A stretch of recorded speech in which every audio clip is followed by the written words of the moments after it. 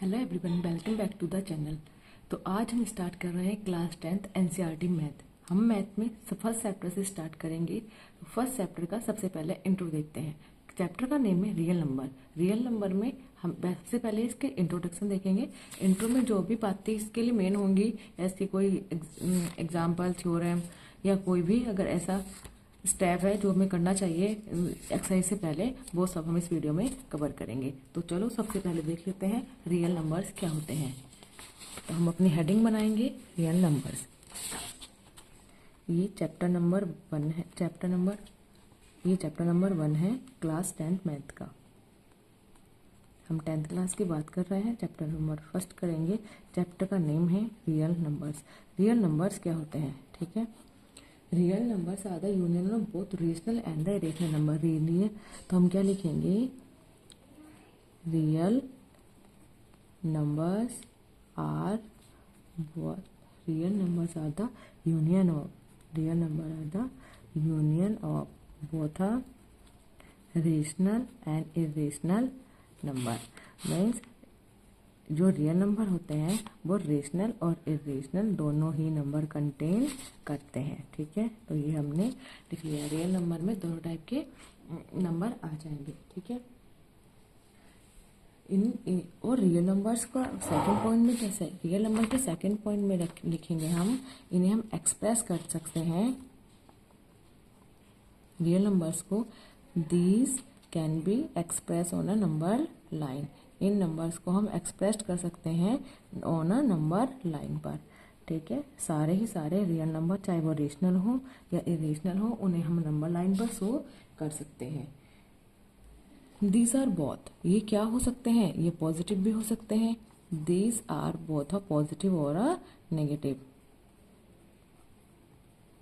Positive और negative, ये real number क्या हो सकते हैं, पॉजिटिव भी हो सकते हैं और नेगेटिव भी हो सकते हैं। जैसे फॉर एग्जांपल हमने एक नंबर लाइन ड्रॉ की। नंबर लाइन के मिड में हमने 0 शो किया।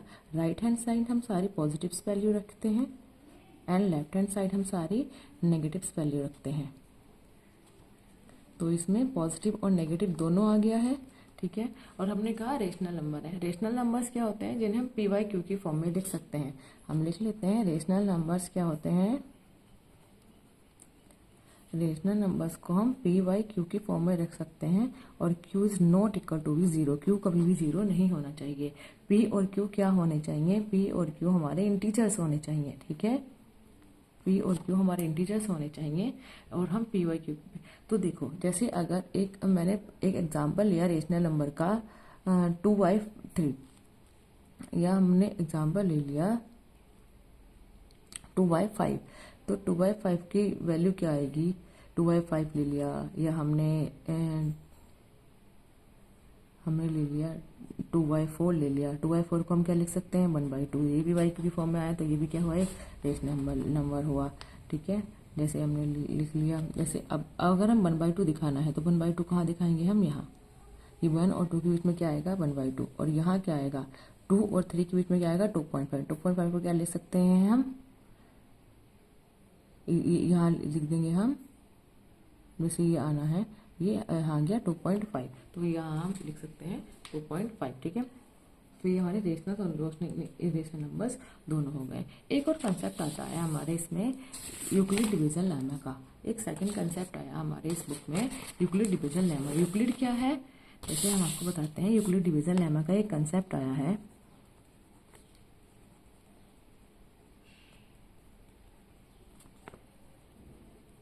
Euclid division lemma. यूक्लिड एक साइंटिस्ट का नाम है। डिविजन्स मतलब डिवाइड करना, और लेमा क्या होता है, स्टेप्स। मतलब यूक्लिड ने डिवीजन स्टेप्स दिए हैं कुछ, उन स्टेप्स को फॉलो करके ही हम डिवीजन देखेंगे। तो हमें पता है वैसे तो यूक्लिड डिवीजन लेमा एक सिंपल ही बात होती है। जैसे इसने क्या कहा था, इसने एक सिंपल फॉर्मूला दिया, A = BQ + R, ठीक है। इसने बोला A = BQ + R। इसका क्या हुआ कि अगर हम B को डिवाइड कर रहे हैं A से, ठीक है, अगर A को डिवाइड कर रहे हैं B से, तो Q क्या आएगा, क्वोशंट आएगा, और नीचे R क्या बनेगा, रिमाइंडर बनेगा। तो हम उसे लिख सकते हैं। जैसे अगर मैं इसको एग्जाम्पल की फॉर्म में समझाऊँ आपको, तो सपोज मैंने A लिया है 45 और मैंने B ले लिया है 6, तो हम क्या करेंगे 6 से डिवाइड कर रहे हैं 45 को। 6 क्या जाएगा 6 से कितना जाएगा 6 7 टाइम्स 6 7 जा 42, तो ये क्या आ जाएगा 3 आ गया है हमारा रिमाइंडर, और 7 क्या आ गया है हमारा क्वोशंट, और 3 क्या हो गया हमारा रिमाइंडर। तो हम इसे लिख सकते हैं 45 इज इक्वल टू, ये क्या था 45, तो 45 इज इक्वल टू हमें क्या लिखना है A is equal to B Q plus R की फॉर्म में लिखना है। तो 45 इज इक्वल टू बी क्या है 6 मल्टीप्लाई क्यू क्या है 7 प्लस आर क्या है 3। तो हम सॉल्व करके देखेंगे 6 7 जा 42, 42 प्लस 3 45 ही आ जाएगा। तो बस ये सिंपल कैलकुलेशन जैसे हम डिवीजन करते हैं नॉर्मल वही है, बस उसे ए बी की टर्म में यूक्लिड डिवीजन ने लिख दिया था। यूक्लिड ने एक और बात भी कही है, यूक्लिड ने कहा है एक और बहुत ही इंपॉर्टेंट जो इस चैप्टर में हम आगे लगेगा, एक फॉर्मूला गिवन है HCF multiply by LCM। HCF into LCM is equal to होता है products of the two number, products of numbers. Products of number में क्या लिख सकते हैं, सपोज हम लिख देंगे HCF multiply by LCM। HCF LCM हमने किन्हीं दो नंबर का तो निकालना ही होगा, तो हम क्या लिख सकते हैं first number multiply by second number. ठीक है, इसका भी एक हम एग्जाम्पल करके देखते हैं, तभी ये अच्छे से समझ में आएगा। ठीक है, सपोज हमने एग्जाम्पल लिया है, हमने एक एग्जाम्पल ले लिया, HCF निकालना है हमें, क्वेश्चन है HCF निकालो, HCF भी निकालो और LCM भी निकालो। किसका निकालना है, हम यूक्लिड डिवीजन जैसे हमें निकालना है 125 एंड 45 का। तो सबसे पहले क्या स्टेप होगा हमारा, 125 को बड़े वाले को हम HCF निकालते हैं, यूक्लिड डिवीजन की हेल्प से क्या निकालते हैं HCF निकालते हैं। HCF तो 45 को डिवाइड करना स्टार्ट करेंगे हम 125 से, तो 45 कितने टाइम्स आएगा, ये 2 टाइम्स आएगा, और कितना आएगा 90 आएगा। 45 5 में 0 जाएगा 5 आएगा, 12 में से 9 जाएगा तो कितना बचेगा ये 3। अब क्या होगा 35 से दोबारा डिवाइड करना पड़ेगा हमें 45 को, 35 1 टाइम्स आएगा 35 आ जाएगा, और रिमाइंडर कितना बच जाएगा 10 बच जाएगा। फिर 10 से फिर से डिवाइड करेंगे हम 35 को, ये जाएगा 3 टाइम्स और ये आ जाएगा 30, फिर से 5 बच जाएगा, 5 से फिर से करेंगे 10 को, 5 2 जा 10, तब तक ये रिमाइंडर हमारा 0 नहीं बचता, तब तक हम ये स्टेप फॉलो करते हैं। और जो लास्ट स्टेप में हमारा डिविडेंड होता है वो हमारा क्या हो जाता है HCF। तो हम कहेंगे HCF क्या हो गया है, यहाँ पर 125 और 45 का HCF क्या आ गया है इज इक्वल टू 5। ये हम प्राइम फैक्टराइजेशन मेथड से भी निकाल सकते हैं और इस मेथड से भी निकाल सकते हैं। तो ये स्टेप्स जो हुए हैं, इन स्टेप्स को हमें लिखना पड़ेगा। 125 को हम क्या लिख सकते हैं, ए क्या लिखना होता है हमें, A is equal to B Q plus R की फॉर्म में लिखना होता है। तो 45 मल्टीप्लाई बाय 2 प्लस रिमाइंडर कितना बचा था 35। फिर से लिखेंगे 45 को, 45 को क्या लिखेंगे 35 मल्टीप्लाई बाय 1 प्लस 10। फिर से लिखेंगे हम 35 को क्या आ जाएगा 10 मल्टीप्लाई बाय 3 प्लस 5। फिर से लिखेंगे हम 10 को क्या आ जाएगा, 10 को लिखेंगे तो क्या आ जाएगा 5 मल्टीप्लाई बाय 2 प्लस रिमाइंडर क्या आ गया 0। तो ये हमारी फोर्थ पार्ट में कंप्लीट हुई, फोर्थ स्टेप में कंप्लीट हुई है। तो हम कह देते हैं कि लास्ट स्टेप का जो डिवाइजर होता है, जो ये क्या आया है हमारा 5। अब 5 से 5 आया ना, तो ये क्या होता है, तो इसे हम बोल देंगे जो हमारा ये HCF है इसका क्या आ जाएगा वो 5 आ जाएगा। ठीक है, इसका 5 क्या है ये HCF है। ठीक है, ये हमारा इसमें दिया हुआ है।